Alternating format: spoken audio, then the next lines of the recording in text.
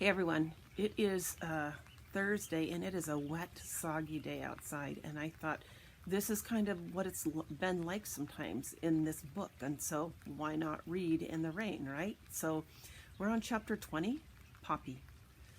The coldness of the water, its utter darkness, shocked Poppy. So remember, Poppy is trying to leave the lodge by swimming. Not only did she not move, she didn't know which way to move. Instead, she sank, spiraling down. Unless she did something quickly, she would drown. She began to thrash wildly. Her frenzy got her nowhere. Still sinking, she tried to think herself into calmness, succeeding just enough to move her legs and arms in unison. Within moments, she bumped against some twigs. She grabbed hold. Her breath was giving out. Letting go of the twigs, she clawed frantically upward and forward, hoping she was clear of the lodge. Like a cork popping from a bottle, Poppy burst upon the pond's surface. Splashing frantically, she gulped great draughts of air into her hungry lungs. She looked up. Through waterlogged eyes, she saw blurry bits of light. At first, she thought they were fireflies. Then she realized she was seeing stars. Never before had stars seemed so beautiful. She was out of the lodge. Now, however, she had to get to the shore. She doubted her ability to swim. Flailing, she tried to make some sense of where she was. She did see what appeared to be the other lodges, and she wanted to avoid them. As she floundered, she felt a bump on her head. Ready to defend herself, she whirled. It was only a chip of wood. Eagerly, she held on. It kept her afloat. Clinging to the chip, Poppy kicked vigorously. She began to move forward. Her progress was slow. Her energy was ebbing. Now and again, she rested her head on the wood chip. She forced herself to think of Rye, caged in the beaver's lodge. At least I'm free, she chided herself and resumed kicking. 20 minutes later, she came to a lurching halt. In a daze, she looked up. Land rose before her. She had reached the shore. A weary Poppy stumbled out of the water. Once on land, she gave herself a vigorous shake, ridding herself of what felt like a ton of water. Much lighter, she lay down on the ground and cradled her head in her paws. Only then did she allow herself to feel the full depth of her exhaustion. Never again, she vowed, would she go into water. As she lay there, she thought of the imprisoned Rye and reviewed her plan. She would get another vine, longer than the one she had just used, and drop it down the vent hole. She would go down again and somehow get Rye out of the cage. Then the two of them would climb out. There was no other way, and she wanted it to happen quickly. Poppy hurried up the hill. By the time she reached the boulder, the pink glow of the sunlight had begun to bloom upon the eastern horizon. Birds began to twitter madly. It was as if a night dance of silence had been too much to bear, and there was a desperate need to make up for lost time. She considered the pond. As Poppy watched, a swarm of beavers emerged from the lodge where she knew Rye was being held. She studied them with intense anger. They were so large and powerful, and those teeth and huge tails. She hurried into the nest. The mice were astir, but moving about as though weighted by great burdens. No one looked up or around. Talk was minimal. Little tasks were being performed with minute attention. The family was preparing to move. I'm back, Poppy announced. The mice paused in their work and looked around. Ah, Poppy, Valerian said sadly, I thought you'd left us. Not at all. I went to see Rye. Rye? How'd you do that? Curly Dot called out. Poppy told how she got into the beaver's lodge and of her subsequent visit with Rye. He's not happy, she told them. But he's all right. But why did he even go there? Clover asked. He wanted to do something about the beavers. Did he?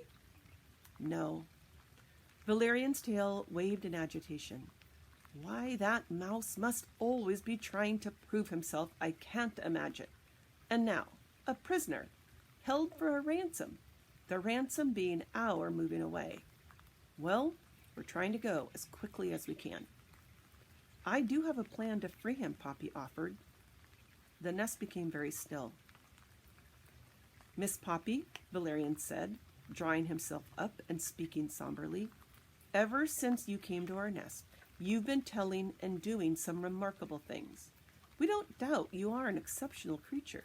Perhaps, living quietly and simply by the brook, we've become a tad shy of difficulty. No doubt, the beavers have unnerved us too. But the truth is, Valerian concluded, it would be better if we just gave in. Won't you even listen to my plan? Valerian sighed. I guess we can. You just mustn't expect us to do anything. As Rye's family stared at her with dull eyes and twitching ears, an uncomfortable Poppy stood in the middle of the nest. She felt some anger. These mice had been generous when she told them of Ragweed's death. Now that she was suggesting that they do something to keep Rye from dying, they were not so hospitable.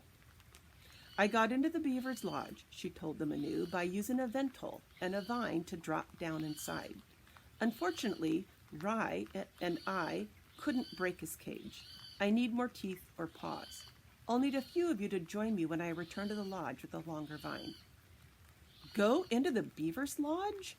Cried an alarmed mouse. Right, the way I did. Wouldn't that be dangerous? Called another. Those beavers are so big. Swat their tails. And what about those teeth? Said another. One bite and goodbye. Poppy held up a paw to still the objections. I have a friend, my best friend. He came with me here from Dimwood Forest. Another mouse? Asked one of the youngsters. He's a porcupine. His name is Aerith. Porcupine quills are very sharp. My friend is always losing his. I'll get some. When we go into the lodge, we'll each carry a quill to defend ourselves. One quill against all those beavers? Asked a mouse. Exactly. Where is this friend of yours? Someone asked. Waiting for me beyond the ridge. Valerian cleared his throat. Poppy, how many of us do you propose it will take to get Rye out? There's me, of course, she replied, but I'll need at least a couple of others. No one spoke. It was Clover who said, Poppy, perhaps you could get Rye out. But what about the beavers? They'll simply go on building. What will happen to the rest of us? I'm not sure, Poppy admitted, but I must free Rye.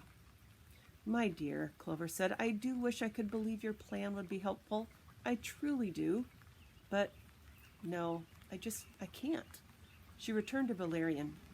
Do you? She asked. Valerian gazed at his feet. Seems awfully risky, he said. Gloomily, he looked up. And it sure will create greater danger for the rest of us. No one spoke. Then, speaking gently, Poppy said, But, as I understand it, you've not resisted them at all. Once again there was silence. Valerian cleared his throat. Poppy, he said, since this matter concerns the family, I think we need to talk about this privately. All right, Poppy said, trying to hide her disappointment. I'll go where my friend is waiting, gather up some quills, and bring them back. When I do, you can tell me what you'd like to do. I think that would be best, Valerian agreed. An angry Poppy ran up the entryway, took one more look down at the pond and the lodge where she knew Rye was being kept, then hurried toward the ridge. She had no trouble finding the cottonwood where she had seen Aerith go, but the porcupine was nowhere in sight.